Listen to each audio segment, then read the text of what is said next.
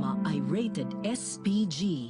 Ito ay nangangailangan ng striktong patnubay at gabay ng magulang dahil sa mga sensitibong tema at eksena na hindi angkop sa mga bata. Dahil sa nakikitang sitwasyon ni Mokang at alam niyang wala siyang laban kay Ramon ay gagawa siya ng paraan upang mapaamo ang kanyang peking asawa dahil batid niya na mainit lang ang ulo ni Ramon kaya't nagawa nito ang mga bagay na hindi niya inaakala. At nang naging kalmado na si Ramon ay sising-sisi na siya sa ginawa niya kay Mokang at inamin din niya ang kanyang mga pagkakamaling ginawa at humingi siya ng tawad. Hindi naman agad siya pinansin ni Mokang, ngunit napagtanto ni Mokang na baka mas lalong magalit sa kanya si Ramon kaya't di kalaunan ay nakipagbati na siya kay Ramon.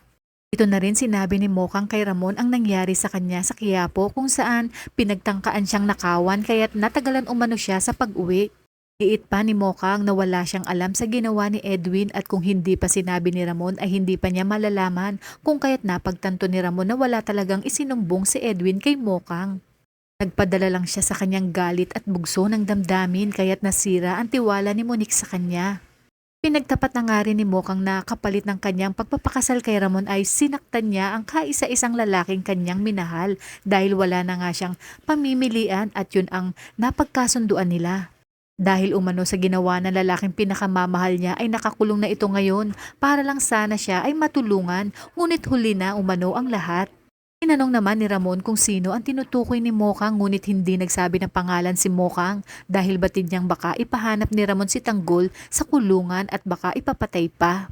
At sa kabila nito ay nakiusap si Ramon kay Mokang na magsimula umano sila. Pumayag naman si Mokang kapalit ng pababalikin ni Ramon ang kanyang mga magulang at hindi na siya nito sasaktan. Siya namang sinang-ayunan ni Ramon dahil sa tunay nga ang pagmamahal niya kay Mokang at gusto niyang matuloy ang kanyang pangarap na kumpletong pamilya at magkaroon ng anak kay Mokang.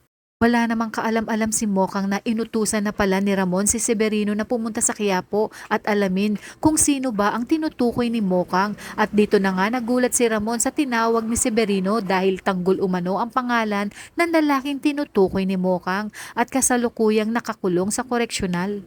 Kung kaya't naging palaisipan kay Ramon si Tanggol na marahil ito ang kanyang tunay na anak at nagpapanggap lang si David. Dito na nga aalamin ni Ramon kay General Ribas kung sino ang Tanggol na nakakulong na siyang anak ni Rigor de Magiba.